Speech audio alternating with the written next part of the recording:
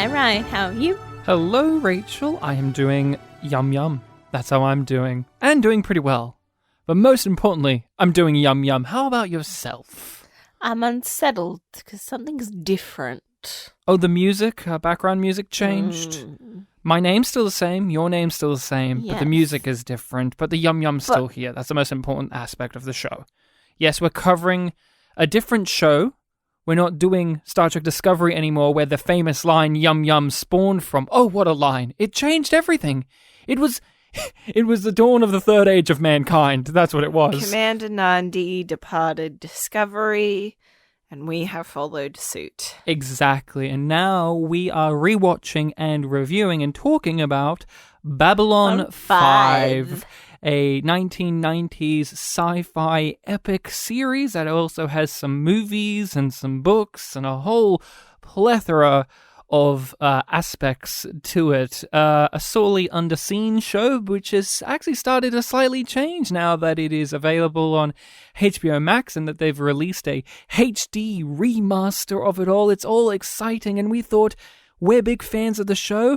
We want to use our rewatch for something bigger and greater than just sitting on our couch and clapping every time Londo makes a funny or crying every time he makes a sad. You make very good sharks, Mr. Garibaldi.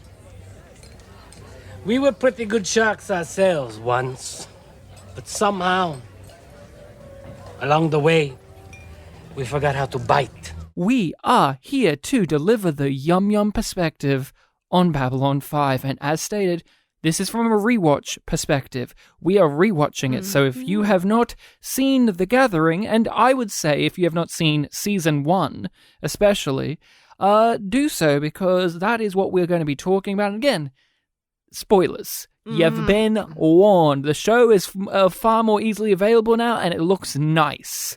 So, Rachel. Yes, Ryan. Do you want to hear what we're talking about? Where the show begins? I want to hear how IMDb describes this film, because I don't think it'll do a great job. We are watching and talking about the pilot movie, The Gathering, and the description goes as such. The opening of a crucial space station is put in jeopardy when the commanding officer is accused of the attempted murder of a diplomat. Not the opening. It's been open for a while. Well, maybe it's like been open in terms of being a diplomatic station. But then why is everybody walking around the Zocalo? Because they're having fun. Yeah, Takashima kind of makes it weird because she brings up that she's been it's been around for a year and she's been getting coffee, and it's a weird statement, but the statement is still, the plot is, if it it's the construction of the sentence, if it was just whether it's gonna stay open. Well, you can go on IMDb and write your own, Rachel. Maybe I will. Babylon 5. This is the pilot. And to explain this for people who are a little bit unfamiliar or may have skipped over this or don't remember, this is a pilot movie that came out a year before the series. It came out a while before the series.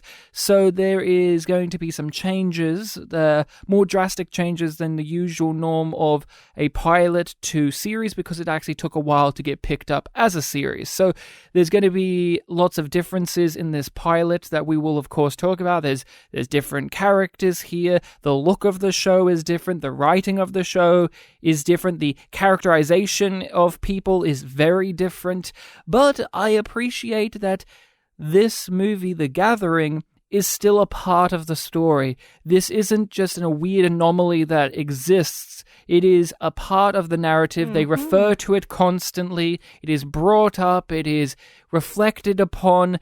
So, although I don't usually watch this a lot in my own rewatches, I appreciate that you can still watch it and it exists and it makes sense. Yes, there's going to be continuity differences, like way things are pronounced and the look of people and the characterization of stuff, but the meat of this still is relevant to the rest of the material, and that is something to applaud and praise. It isn't a complete throwaway, and if people are interested in production stuff, it offers up that of, like, they thought that, they got rid of these wristwatches and put the things on the back of their hands for the communicators, and they have these big guns, and the uniforms are almost like how we remember them, but they're also very different to how we know them from the show. The combat uniforms looked quite different. Yeah, and but also there's many things that they just nailed down from the very beginning and said, that works, keep it that way, and let's just keep chugging along, shall we? Babylon 5 is open for business.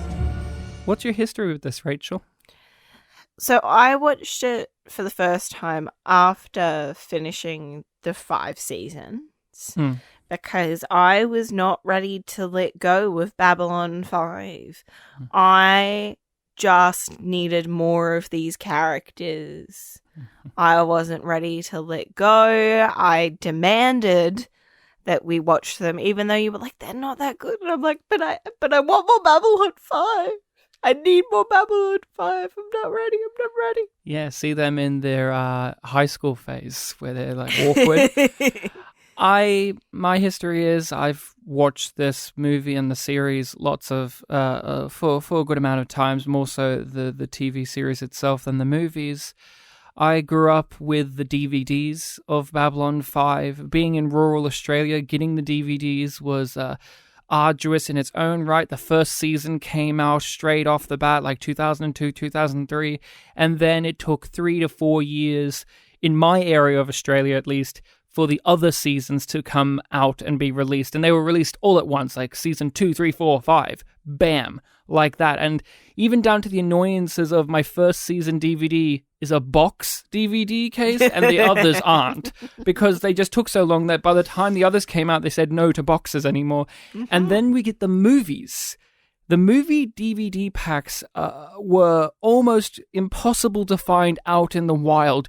We would have to get them online, and they cost a ludicrous amount of money. And of course, why would we spend that much money on these movies? We'll just wait for them to get cheaper, or wait till we see them in real life. My mum works in retail, so she would be thinking, well, if they're releasing all the others, that must mean down the line they're going to release the movies in my store, and I'll pick it up and get my staff discount.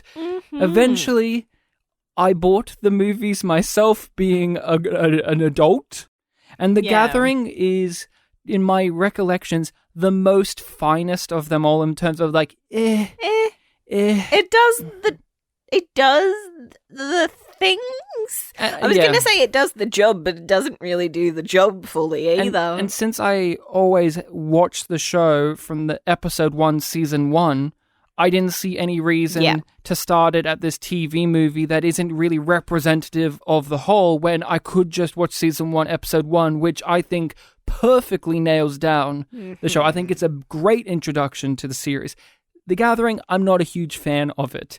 Having to rewatch it for this, I was excited, but also kind of dreading it. I was excited to see what things would float to the top and be surprising to me, because, again, I haven't watched it all that much in comparison to the rest of the material, so there'll be things that I've forgotten, things I took for granted, or things that I would approach now, being a bit older, and I would appreciate them a lot more, just going, that acting choice, actually not that bad, or this.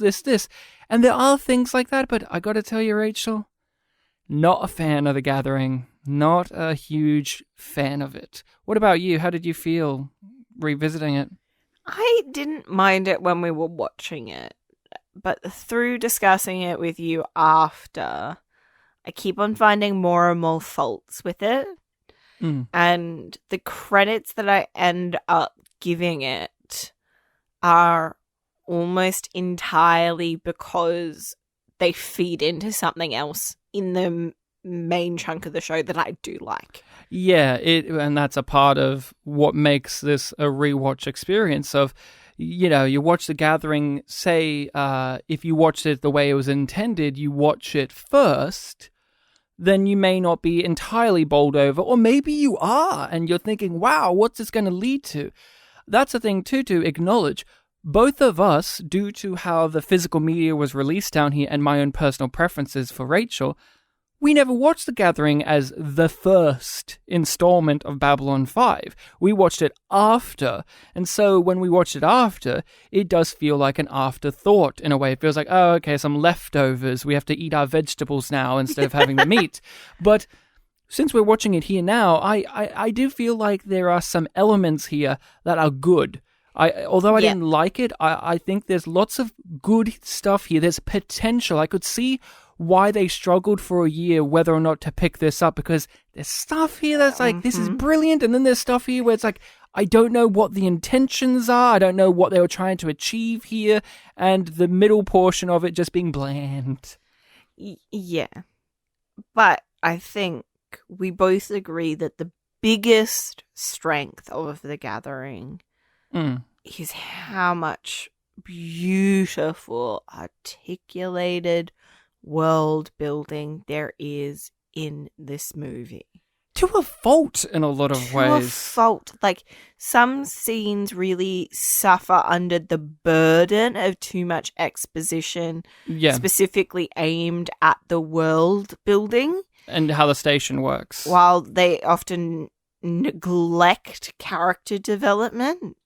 Yeah. But there are so many interesting layers that are developed throughout this movie of all of these little details that help make this station feel like it's part of a world that includes Earth and includes these galaxies of aliens and different races. And even in this movie, all of these problems and interrelational issues and history and ideologies and history. This feels like a lived-in world. You do feel like you are stepping into a world that exists, but sometimes it feels like when you're like really immersed in a video game and then you turn around too quickly and there's something that's not fully loaded yet. I would say what I love about the Babylon 5 world in this and in the first episode of season 1 is the creator of the show really sat down and thought about the nitty-gritty little details, like the station. It has to have artificial gravity, but it doesn't actually. It has the spinning gravity, and it has different types of gravity in different locations for certain types of aliens, as well as oxygen. And you can adjust different sectors to and the accommodate all of the different types of life. And the station is is hovering on the outside of this planet, and it's got its axis via that. So when it gets exploded out of the axis, the ship is tearing itself apart because space is a lot. And it's deep in neutral space. Yeah, but they acknowledge that it wasn't always neutral space. It used to be Centauri space, and we get like this alien race has a grudge with this one. These guys had a war just recently. There's this air of we are really trying to figure out what peace is after just having a massive war. This really does feel like how he states it. This is the UN of space. Yes. And it's not just because he states that and we get diplomats. There's this overwhelming, oppressive atmosphere in the air of this episode of if Sinclair, the commander of the station, makes a mistake here or says the wrong thing to this person, there's a war. It could happen. And that is what I do love about it. It's a very delicate balance of the state of the political environment that dictates how Babylon 5 does. The Borlan government finds it very suspicious that he was out of his ship less than a minute when he suddenly fell ill. No one's talking about retaliation yet, but if this turns out to be anything other than natural illness, or if anyone did anything to him, this could escalate fast. And we're going to talk about it's got a unique sci-fi identity because it presents things that big sci-fi shows like Star Trek did not do as frequently, if ever, such as aliens with different oxygen needs or gravitational needs, or aliens that are like non-humanoid, that they're these that are different shapes. in the primary cast. Yeah, aliens that aren't just a guy with pointy ears or a ridge on his nose. Yep. You got a full-on lizard marsupial man with Jakar. You've got whatever the hell Kosh is supposed to be. You got Delenn with a bone head thing going on and a lot of makeup, but And it's not you just have Londo's hair. Londo's hair. He's the most humanoid, but it's not even the makeup appliancing and all of that stuff. It's that they really do feel like different alien cultures, and that in this, they thought about it. They really thought, like, how would this alien be on a human spaceship? The human spaceship would have to accommodate these aliens, so there's an alien sector and this and that. And a really big kudos that I want to give to the show on that point is that all of these alien species and races feel like that's truly what they are.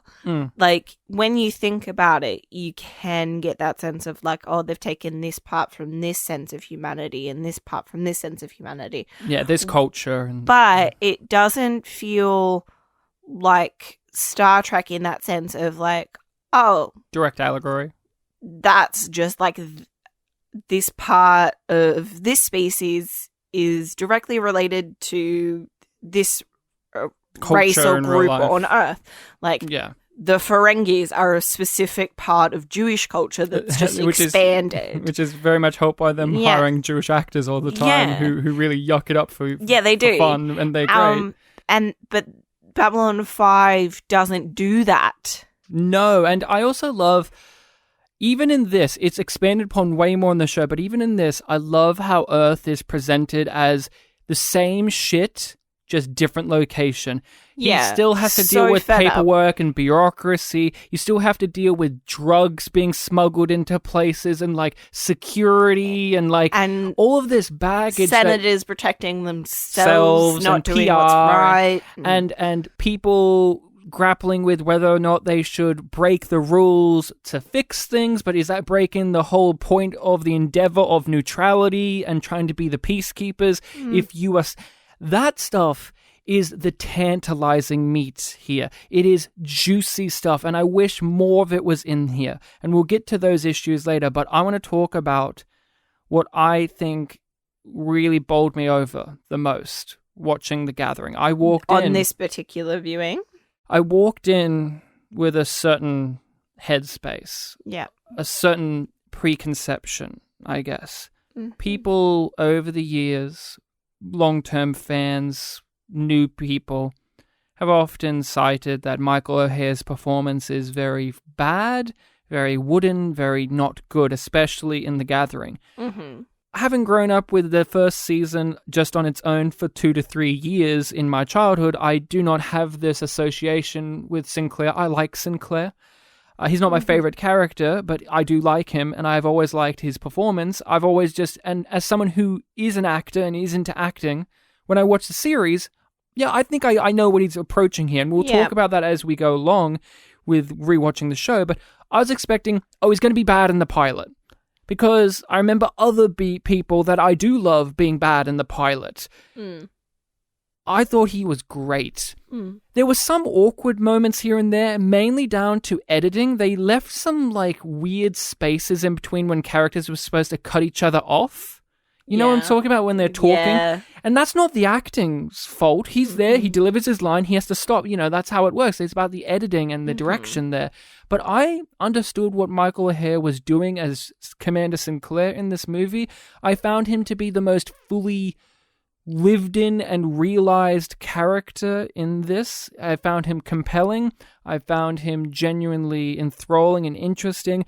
He was juggling a lot of different tonal shifts as the character. He had to be very funny at some point. He had to be very stern and angry. He had to be kind and generous. He had to be somebody who's stressed out, but also trying to negotiate a deal here and there. He had a lot of stuff to work with, and I thought he rose up to the occasion very well. What about you? I really like his performance as well. And one thing that I really enjoyed on this rewatch was letting one particular line cast a big shadow over his performance, which is a line from Carolyn where she says, "You walk around with that command badge like you're going to break it." And I see a lot of the decisions that the actor made in retrospect of that line and then moving forward in the rest of the movie as a reflection of that, of he doesn't know how to be himself in this role.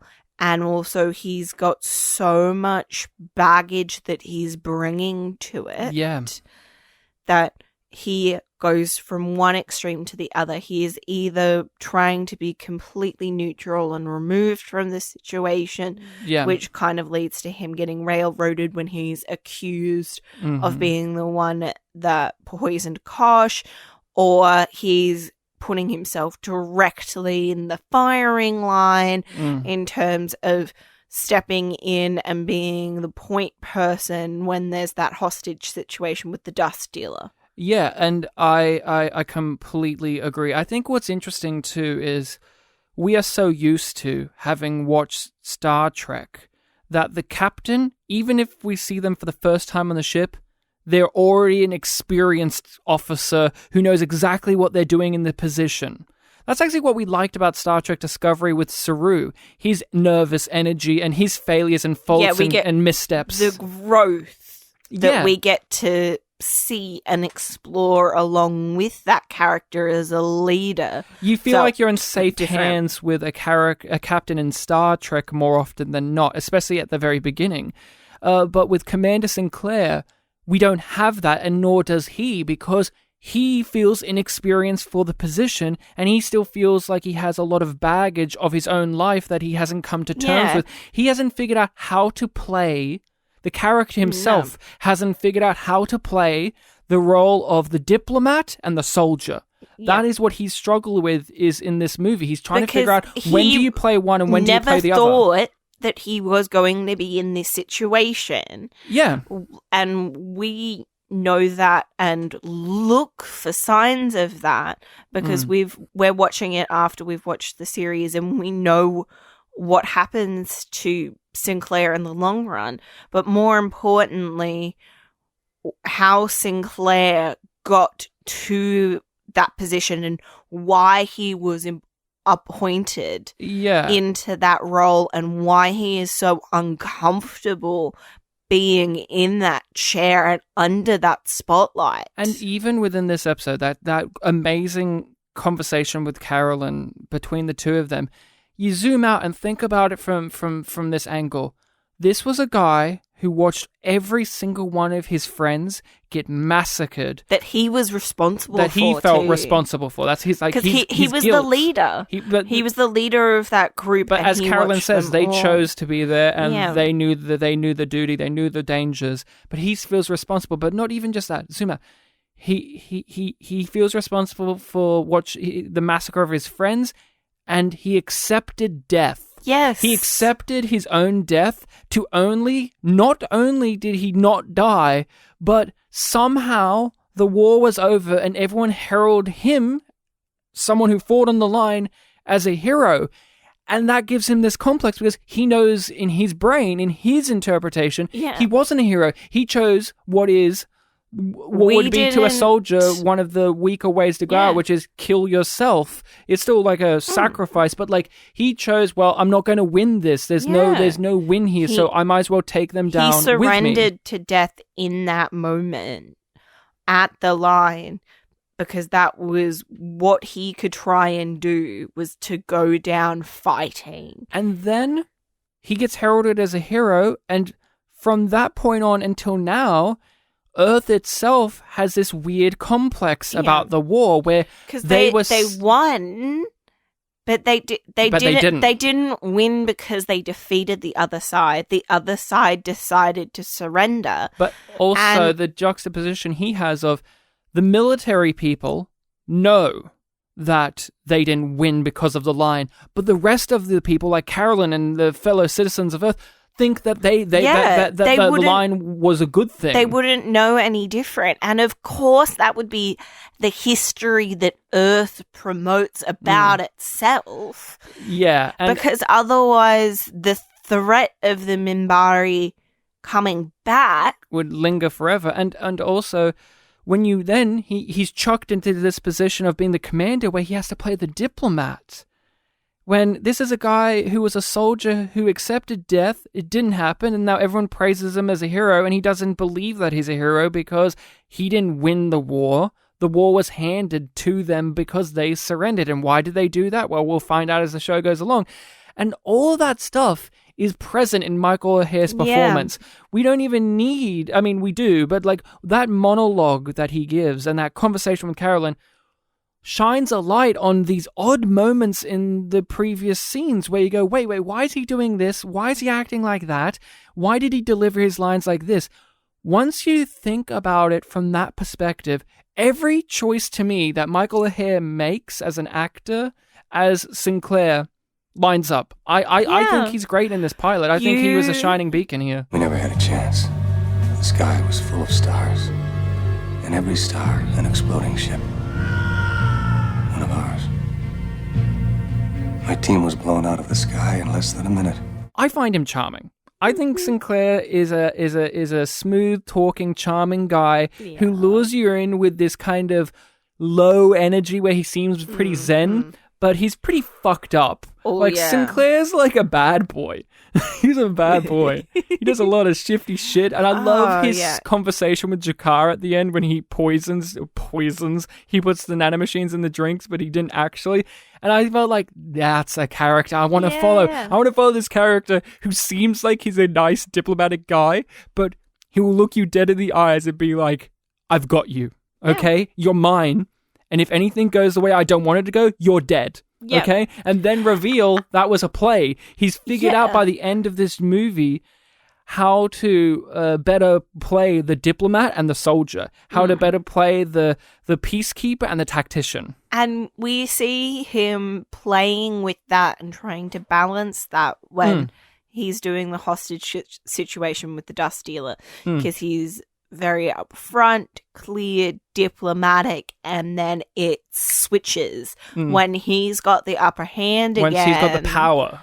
It's like, oh, you fuck right off, and if we ever see you again, we will blow you out of the sky. And that, you know what, bringing that up, that ties into Carolyn's point.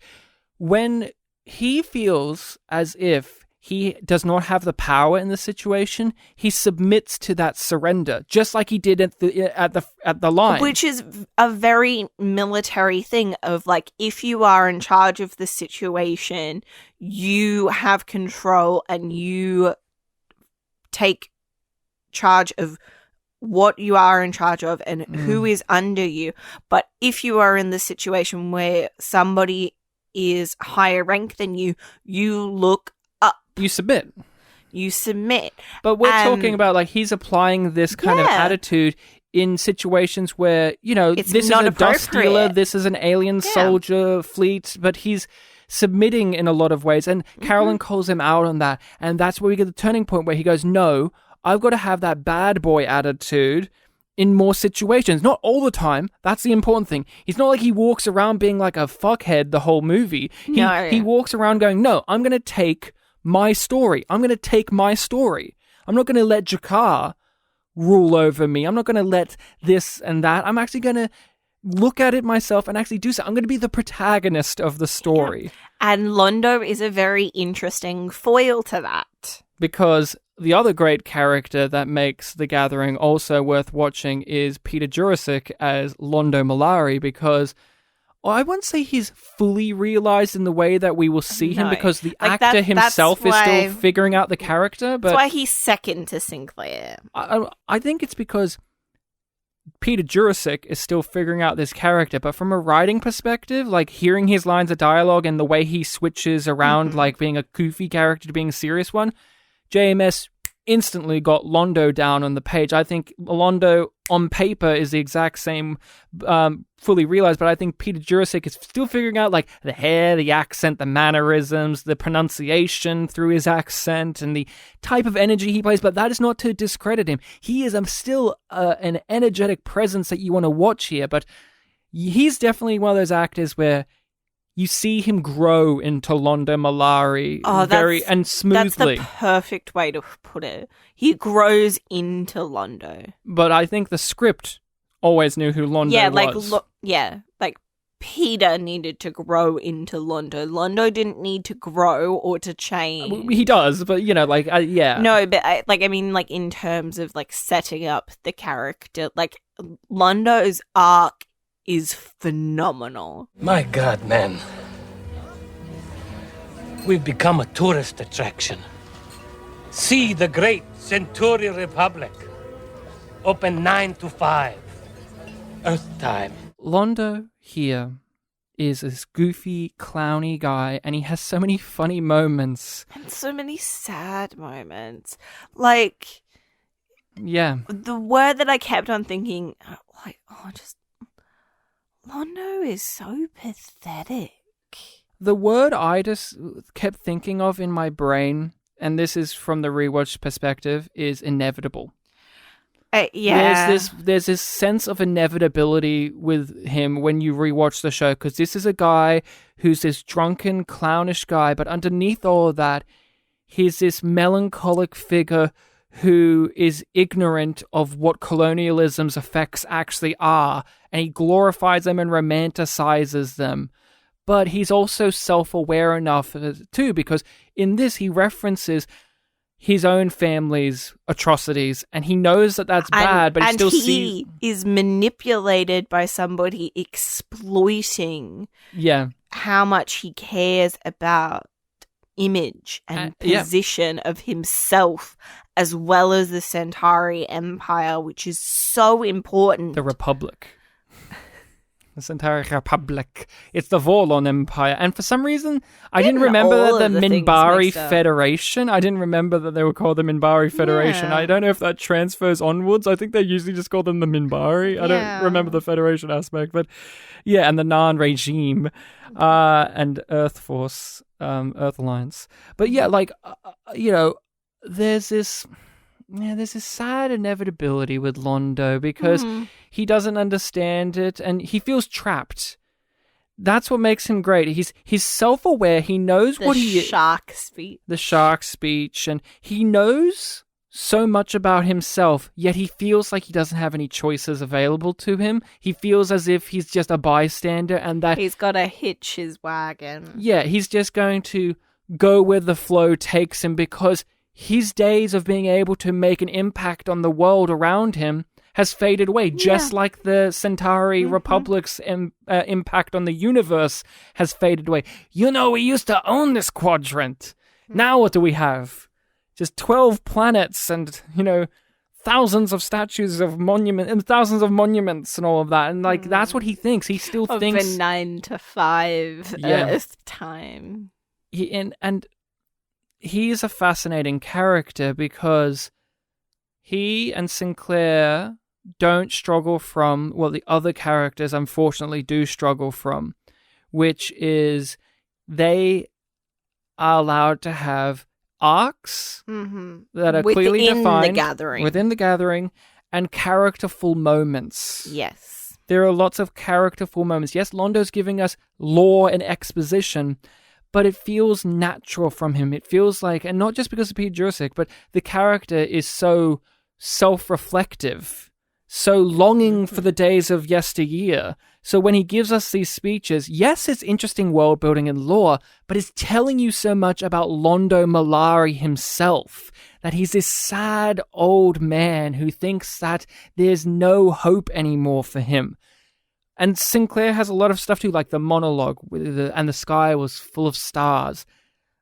A line that really got me, really hit me in the gut with this watching of it because of Michael Hare's line delivery, and just we know from this speech alone that's about to be built up, his PTSD that he clearly has, is when Carolyn says to him, you fought on the line, the big be-all and end-all of the Earthman Mbryo and you didn't tell me, and he just says, I didn't want to talk about it.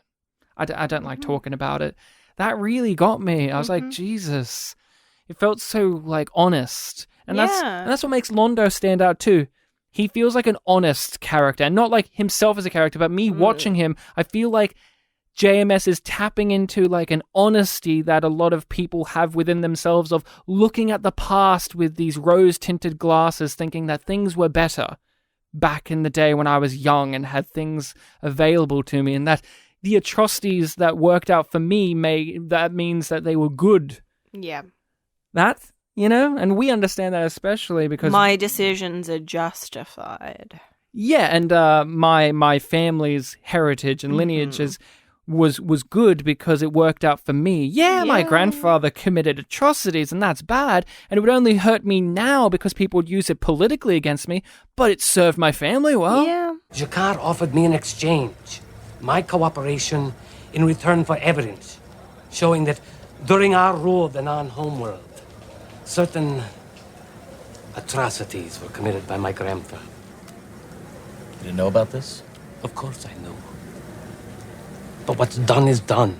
Why bring it up now? I would say that one of the major issues with The Gathering that makes it a tough experience to watch is that it chooses exposition over character. I could not tell you who Garibaldi is as a character via this alone. Garibaldi has so few moments where it feels like his character has anything to him. There's no meat. We're told a lot about him, but I don't feel like we experience a lot. And that's most of the other characters. I could not tell you why Jakar does the things he does, other than somebody needs a nefarious character to generate drama. Yeah. I could not tell you why he does the things he does.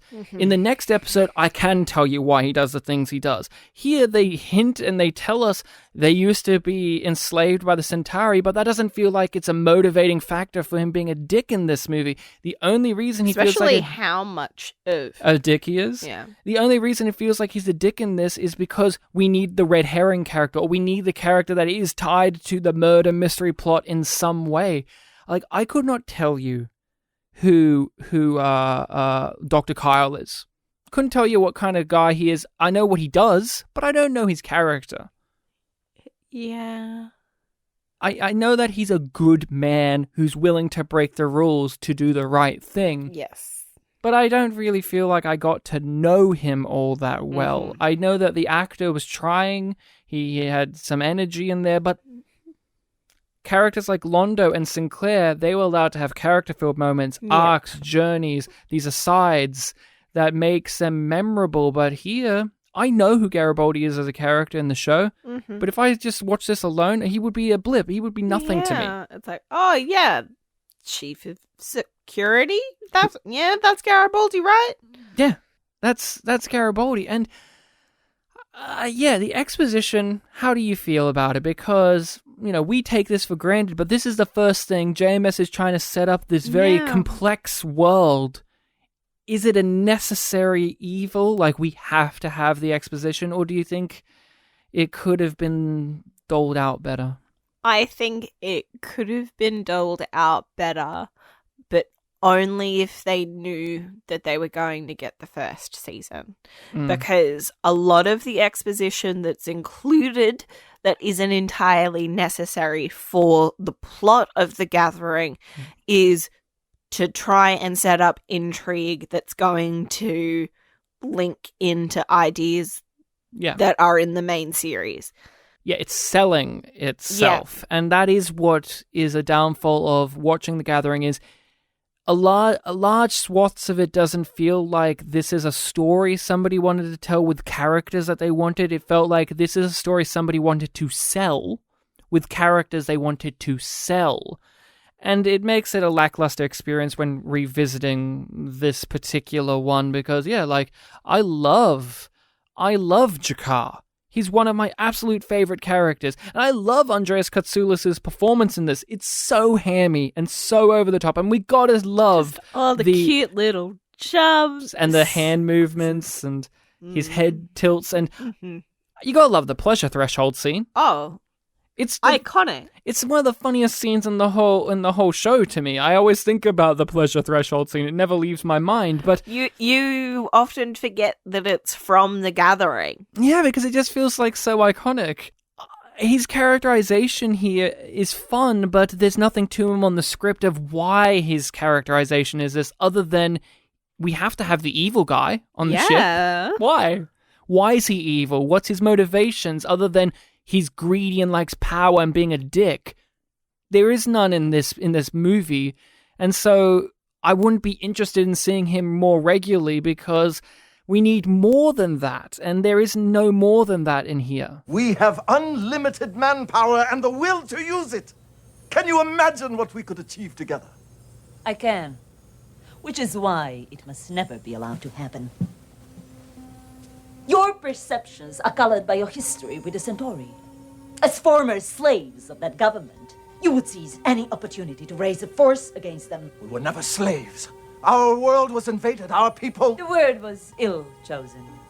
My apologies. A lot of these scenes are overburdened with exposition because they are trying so hard to sell the show. They want to go from a pilot to a full season, and obviously that didn't happen just straight away. But when you're watching this on its own, that issue makes the pacing even worse. Yeah, the pacing is... It's not good overall because too many things are fighting for your attention.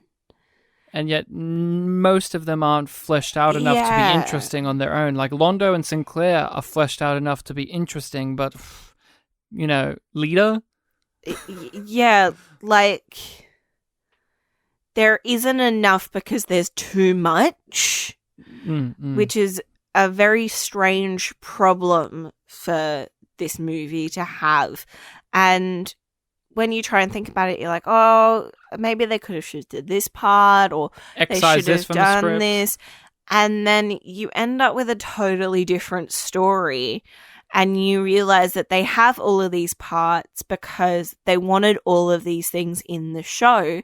So they tried to put them in the pilot to prove that all of these things were worth having. Yeah, and the pacing is also majorly affected by the overall direction of the show. I found the direction to be very wonky. There's lots of empty space in terms of edits, like just lingering shots where I'm like, you could cut this quicker. And I'm not saying this from a modern perspective of things being edited quicker. Like, I've seen other shows from this era, and there are just certain awkward moments where they just linger too long, and I'm like, cut that. There are scenes, there are just whole scenes here that you could just remove because all they're there for is to set up stuff that will happen next season. And again, that's a part of the selling aspect. We've got to sell you on it. So many moments and decisions. You were like, that's just because you're inexperienced. Yeah. Like, it doesn't seem like the editor didn't care because some scenes are really well constructed and put together really well.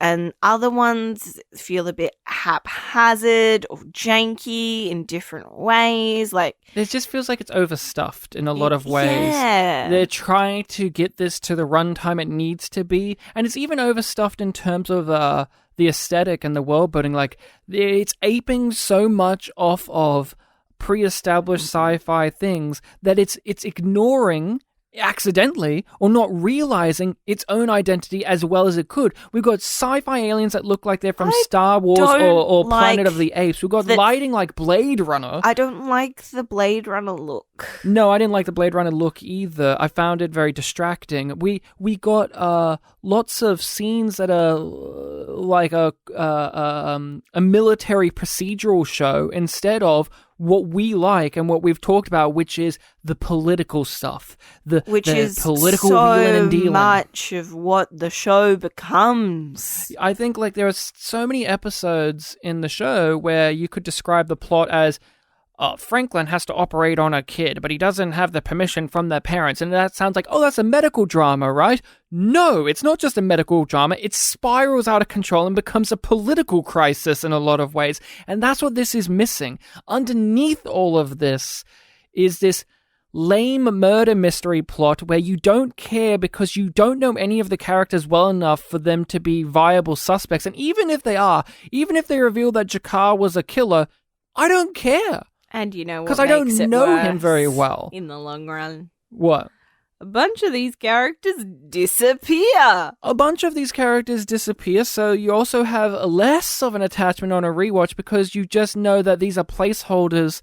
And this isn't the pilot's fault when they made this, but it does affect a rewatch. It does affect it when you look back upon it and go, oh, that's Dr. Kyle. He's kind of Franklin. Context is for kings. As Lorca said. And Takashima's kind of an Ivanova character, and Delen's not necessarily like this nice spiritual lady like that will know her to be. Pieces of the puzzle that are there, and it's hard to see this as being even fine because, like, I really struggle with appreciating The Gathering on its own. I just can't.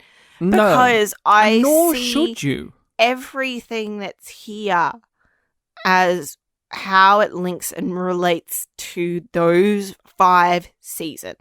And how it's just like, okay, well, that character's no longer there, so they're given this storyline to this character and this trait to this person, and they've added in this other character and given them this part when it becomes relevant down the line because it isn't needed in these other characters or these other storylines. Yeah, and again, that ties into the issue of this isn't serving the story or characters in the way that it needs to. It's serving the series getting picked up, which again, we know it's a pilot. That's a part of the point, but there are pilots that I've watched that I think do a better job of being fun enough on their own, but you also understand that they exist as a business thing. We've got to sell this. We've got to get this here. Also, it's just too goofy. It's trying to juggle being this serious, gritty show, but then you have a monkey man bartender. You have Laurel Takashima saying, "Get stuffed." Jakar having gill implants. And that, again, ties into they didn't know what the sci-fi universe was, because then Delen has these magical rings that have gravity powers, and it feels like, okay, you're presenting to me on one hand the Sinclair side of the story with Earth and all that feels like really grounded and really well realized, and like we carry our baggage into the stars, but then also you have magic in the show. So is this a show with magic? No, not really. Like magic gravity rings or like... They have crystals? They have crystals, data crystals, but they're just USBs. Here is a copy of everything I have. It may be of use. If anyone asks, say it fell from the sky. And a lot of the problems that we identified with The Gathering can be started off with, it's okay, but it's really unbalanced in this way. And it's unbalanced in this, and it's unbalanced in that, and they didn't really know, so it doesn't have a balance of tone, it doesn't have a balance of pacing, it doesn't have a balance of exposition versus character moments. It's not equally or fairly equitably distributed between all of these pieces that they have on the playing board, so it just ends up feeling messy and lopsided. Exactly. That's exactly it. There are characters here that didn't make it into the series because, again, it was a long gap. There are going to be actors who drop out because they have other commitments, and or they wanted different people to play different roles, or maybe they thought this character isn't working, I'll create another version of it that will work. Whatever the excuses are, none of the characters that don't make it, except for Carolyn, are compelling in this story to me. Dr. Kyle and Takashima, they're interesting in the fact that they will be reconfigured into characters I do like, but in this, they were nothing to me. Takashima was embarrassing to me, if anything. She was my least favorite. I thought her performance was too corny. I didn't believe her as this career military woman who's lived on Mars during the food riots, any of that. All I saw was a young actress in a costume pretending to be tougher than she was, but she just doesn't have that energy to her. She feels like too much of a nice person. So when she says like she's doing the military thing against someone like Jakar, I'm just seeing a woman being overshadowed by a much more honed in actor than herself. A seasoned performer. And I'm not saying that this woman's a bad actress. I've seen her in other things. She's been good, but I don't think she was well cast in this role. Oh, you love her as Commander O. Commodore O, please. Oh. My favorite Star Trek Picard character. She was so dedicated to her role that she just gave up at the end for no reason. But I thought she was miscast. Yeah. Or they didn't give her a good enough story, little lines in the script. You know who I think was really miscast? Who? The actress who plays Lita Alexander. Yeah. For where that character was. Like, Lita, when she comes back and she's changed. She's great. She is great. But it doesn't get enough time to really be fleshed out if what she was doing was on purpose, the way that we see Sinclair's decisions. She's because you get the idea that she's not really comfortable in the Psy-Corps, but she's still talking and acting like she is, but it doesn't feel right. Patricia Tolman was at this time more especially a stunt person.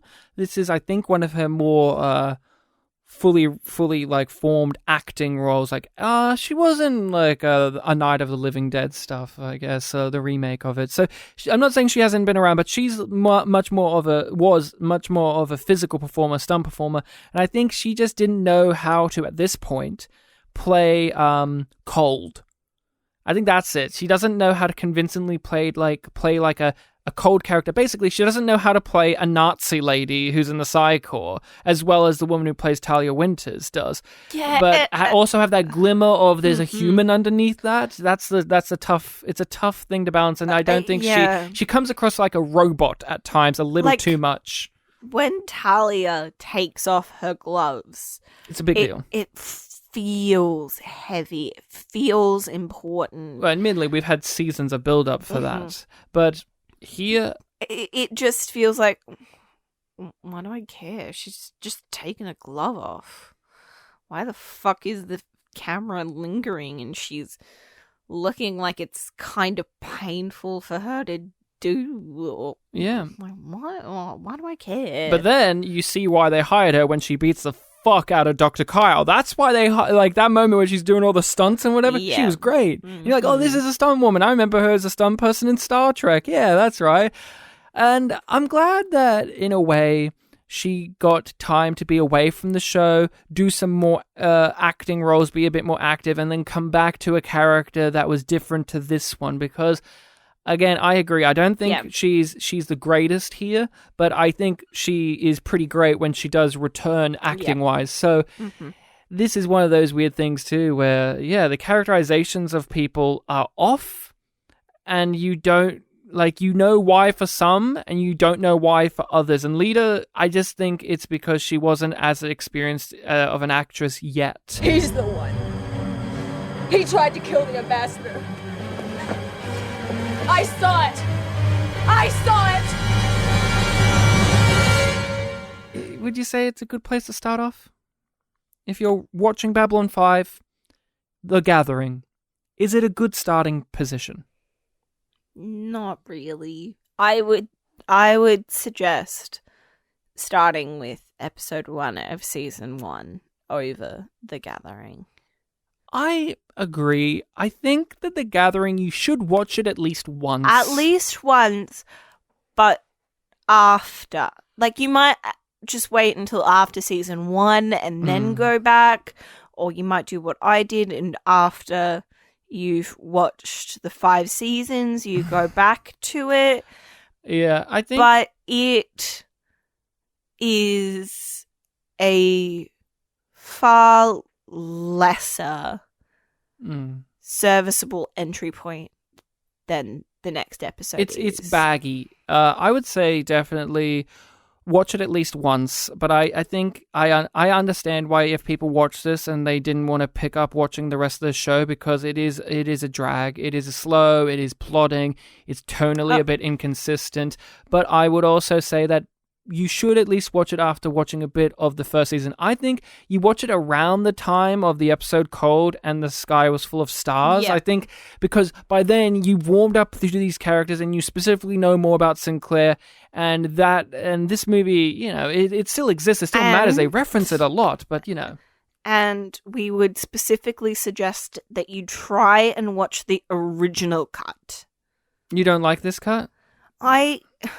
This cut, I think, is better. The TNT cut, I think it's better. It's weird because overall, I do think that it's a better one, but I don't like the Valen line being added in. It's a little bit too on the nose. Yeah, it's just a bit too much, and I wish that the line speech from Sinclair was the just him cut acting back but Rachel, version of it. You will forget. You've forgotten the terribly awful music of the original. Oh yeah, the music of the original is like a fucking nightmare. I wish that there was a version which we could probably make. just hit up JMS to get some original negatives, and you could make it happen. Oh no, I could just splice together. Let's add ones. JMS. And be like, hey, JMS, could you give us the music and the negatives, and we'll put it together. We'll do it for free. Ryan, usually at this point when we were doing Discovery, we would start talking about Hugh. Yes. Now, Hugh is barely a character in Discovery, and he is not a character in Babylon 5. So the Hugh would still be pretty good to keep doing, right? We because could keep doing it. His impact as a character in this show, in which he doesn't exist, is pretty much 1-to-1 with Discovery, where he actually is an episode. So this week on the Hugh no. Dr. Kyle was more of a character than Hugh. He actually served a function. He was a doctor. I understood what he was doing in the plot. Ryan, no. What? No. Well, we decided Takashima's flute. That was a pretty good character in comparison to Hugh Culber. Affected the plot more. Affected me. I laughed when I saw that flute. I was laughing from side to side. The monkey bartenders had more to do than Hugh did. They did. No. What we decided to do was, much as watching Babylon 5 is going to be a positive experience because it's a show that we love. Yeah. Very much. It's one of our favorite shows. We rewatch it every couple of years. So we want to keep the ball rolling and talk about positives. Yes. And we thought it would be interesting to pick out a actor who has a guest appearance in each episode and highlight them and what they bring to the episode and what they else have been in that people may have seen them in before. I have seen them in before, and what we've thought about them on our previous watches, how right? they contribute to the world of Babylon 5. Let's shine our actors' spotlight upon them. Yes, they may not be the main cast members. Yes, they may only be in some scenes of an episode, but upon the rewatch, it's the small players, the minor players that help bring a certain energy and life to it. Yes, you get enraptured by Peter Jurasik and Andreas Katsoulis when you watch Babylon 5, but what about the guy who played Jinguso? Right? What about him from that episode of Grail? Huh? Mm-hmm. But who are we talking about for this one? Who are we shining a spotlight on now? We are drawing some attention to a small character. But pivotal. Pivotal linchpin to the whole thing. Delvana, played by John Fleck. John Fleck. When I watched this today for the pod, I saw Delvana and he made me laugh because they showed a zoomed in close up of his identity card image and it was smarmy. And he had a cheesy grin on his face and it was extremely close up of his face. Yeah. Like the card, they shot it with an extreme close up and I went, I fucking love this guy. This guy's looks great. like a tech runner. He like looks I barely like what he understand what a tech runner is, but when they explain it, I'm like, yeah, that's the kind of dude that would get into running illegal tech. And also, I mean this in the politest of ways, Delvana, that's what the guy looks like. I'm like, I hear that name and I know and he's a tech runner. I think of a guy with greasy hair and there's John Fleck. And he fits in. He fits into the world and you're like, I see why he's been in so many things, but also specific, like he's very widely used television character actor. Especially for playing villainous or sleazeball characters. And a lot of Star Trek. He's one of like 13 characters. Oh, actors, yeah. Actors. That is in every iteration of the modern Trek from TNG to Enterprise. In fact, Enterprise is the one that he did the most work on. He had a more pivotal role as Silic. People may remember that character, temporal Cold War nonsense happening there. And he, I don't know how to describe his alien makeup design, but it's memorable. I would describe him kind of, the texture or color of him as kind of like a moss person. I know that's not exactly what he is, but I always think of him in my brain as a guy who's covered in moss. But I remember this guy, John Fleck, not just for Delvana, but I will say, when I do watch The Gathering, I think of Delvana. I'm like, what a weird little character, because John Fleck is playing a guy playing Delvana more than the original Delvana. He's playing a Minbari guy pretending to be this guy. And, knowing that, watching it, you could see that. Yeah. You could actually see that this guy's figuring out, like, what attitude he's going to be as Delvana. Like, I'm going to be more menacing. No. I'm going to be nice and fun. And no. And, like, that was cute. Layers. But I know him for the Michael Douglas film Falling Down, as you're shocked to hear it. Sleazy homeless man. And wait. I know. Guy in the park. I know you're shocked. No, that's not what you talk about when you talk about Delvana. What? Well, not Delvana. John Fleck. Be honest, Ryan. Right. It's Howard the Duck. He was Pimples. Thank you. Okay, I needed that honesty from you. I was trying to throw people off by saying, you remember him in that scene in Falling Down where he demands that Michael Douglas gives him his suitcase because it has food in it? And his briefcase, because he hasn't eaten in a week as he's eating a sandwich.